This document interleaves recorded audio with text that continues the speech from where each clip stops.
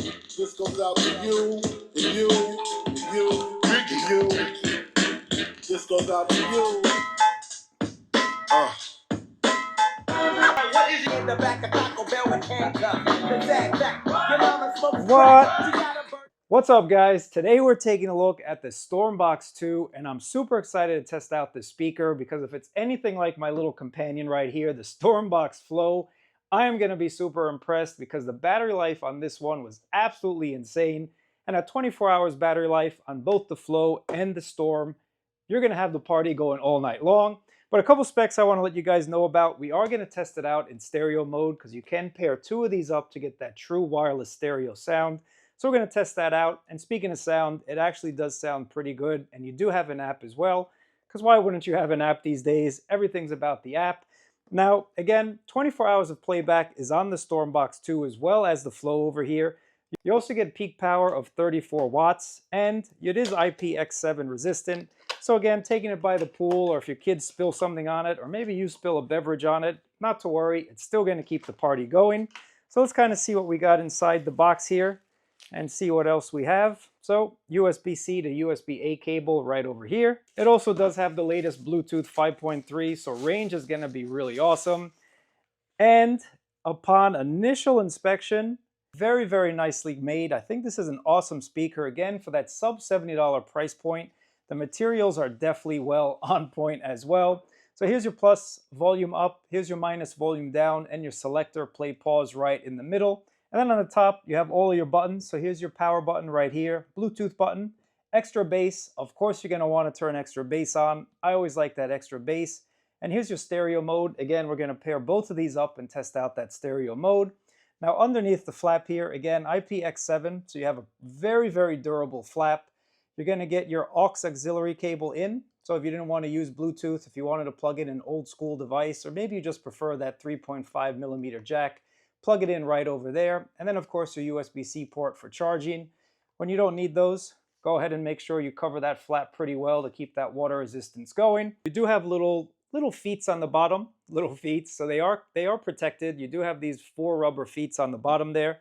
So you can place it upright just like this, and this way you'll probably get a nice amount of bass coming from this bottom speaker there. Or of course you can just lay it down horizontally like this, still have access to your buttons, and still have access to your buttons on the other side. So it just depends on where you are and whatnot. So I like the ability to kind of put it vertically or put it horizontally. And I like the built-in loop. Nice little nylon loop here, so you can loop it around your backpack or loop it under a chair bottom, or just as you're walking, you can kind of just keep your speaker with you. So overall, I think it's a nicely made speaker. Let's go ahead. I got to find my phone. We're going to pair these up, test out the sound. I'm going to give you my final thoughts on the Tribit Stormbox 2. Once you've turned it on, go ahead and download the Tribit application. That's going to make it pretty easy for you guys to pair up this device. So once you open up the app, click on the plus icon, and then allow access to the device's location. I'm going to click only this time, and the app is going to make it really easy to kind of go ahead and add your device to your phone right here.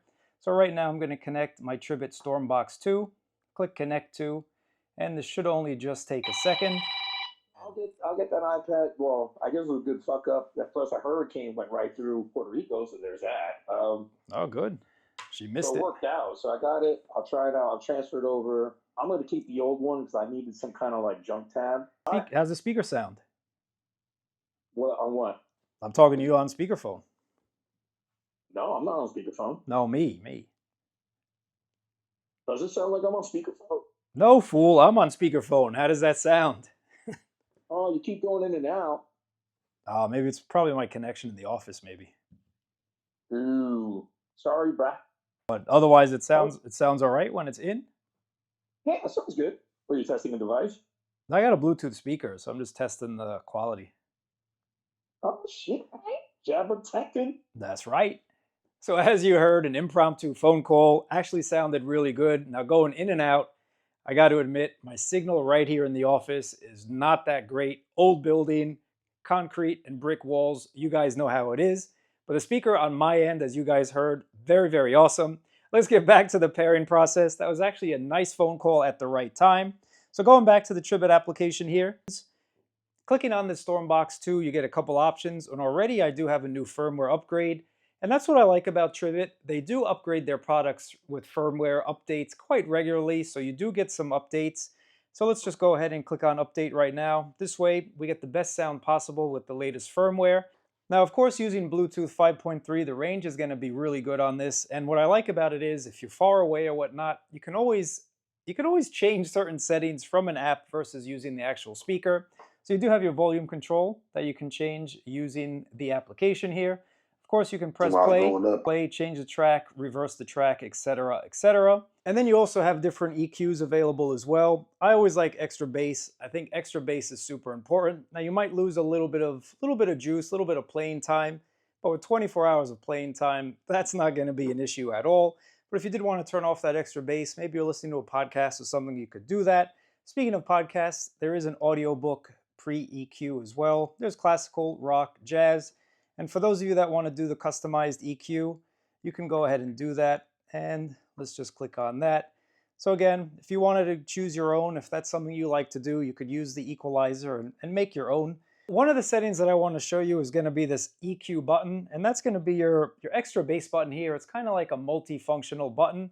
So you can see that right here, and you can change different things that you want it to activate. So with the white light on right now, you can have it choose from one of those EQs or the custom EQ that you just set up. So if you wanted to switch to classical while the white light is on, you could do that. And then you could do the same function for light off. So for light off, you could choose to have bass on.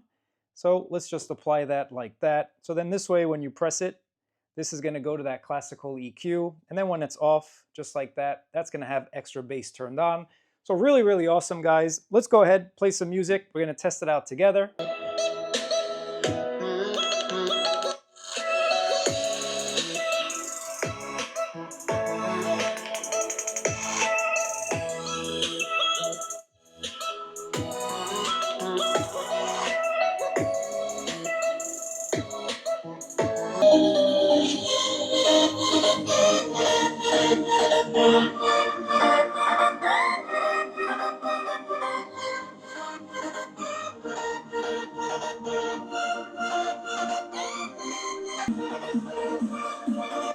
All right, so that's some non-copyright stuff. I gotta listen to what I listen to on a daily basis to really let you know what I think about it.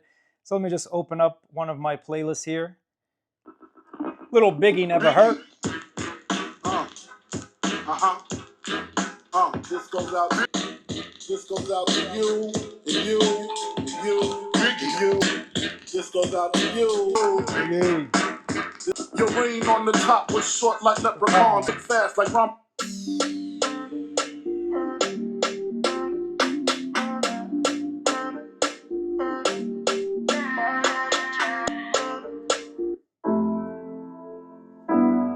Oh, this is my jam. All right, let's see, a little house EDM.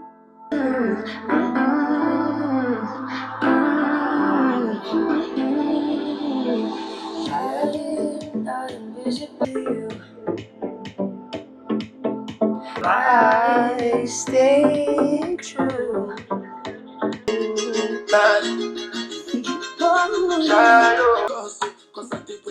All right, guys, so I'm going to turn on stereo mode in just a second. But at high volumes, this is not distort, no hissing, nothing to that nature, nothing to that effect. Now the bass, of course, with like a $70 speaker, you're not going to hear the bass. But it's enough, again, as a party speaker, a pool speaker, a backyard speaker. People are going to hear the tunes. They're going to be jamming. They're not really feeling that bass coming through the concrete or whatever it is. I'm actually really impressed with the sound. But again, for you bass heads, I mean, take a look at the size. You're not really getting that soul-filling bass. That's not something that you're going to do. For that, you kind of need their big boy, which I actually do have right here. One of my favorite big speakers. I'm a fan of this company. They actually have some really nice speakers, and that Stormbox definitely takes the cake when it comes to some bass. But overall, I like the sound. You heard I listen to some Biggie, I listen to EDM, I listen to some crappy no copyright tunes. Whatever it is, if you guys know a good non-copyright song, throw it down in my description. I'll use it next time in the video. I played my playlist because that's what I hear on a daily basis, and I'm actually really happy with this. But now let's just test out the stereo sound really quickly and see what it's going to sound like. So what you need to do is ensure that this speaker, speaker B, is not connected to any device. So let's go ahead and disable that. There we go. That's disabled. Next thing we need to do is press the little stereo button, and then the stereo button here.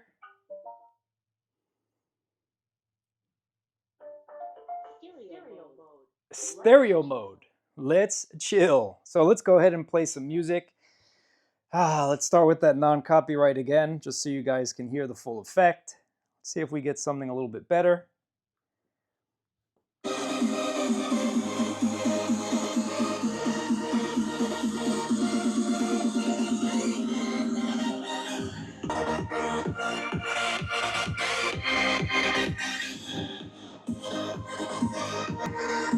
All right, so this is my first time connecting the stereo together, guys, and no latency, or if there is, I don't even hear it. It's probably very, very minimal. And the one control button on either one of these speakers controls the stereo volume collectively. So that's really a nice feature. Now, finally, let me just kind of test out my playlist once again. Let's go to Burna Boy and check it out.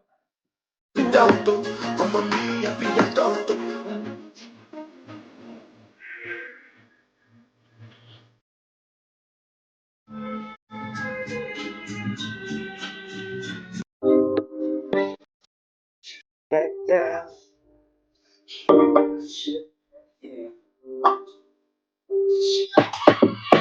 Ladies.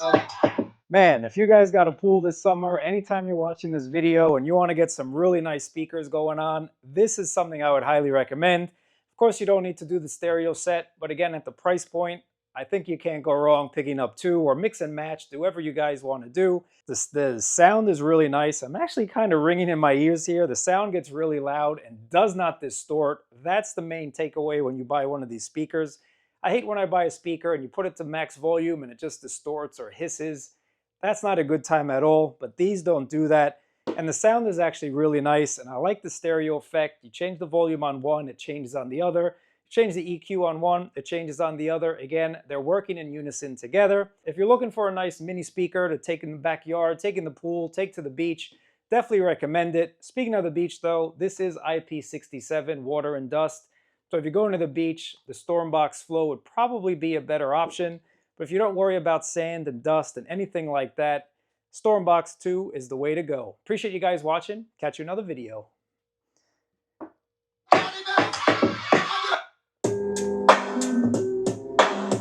I'm out.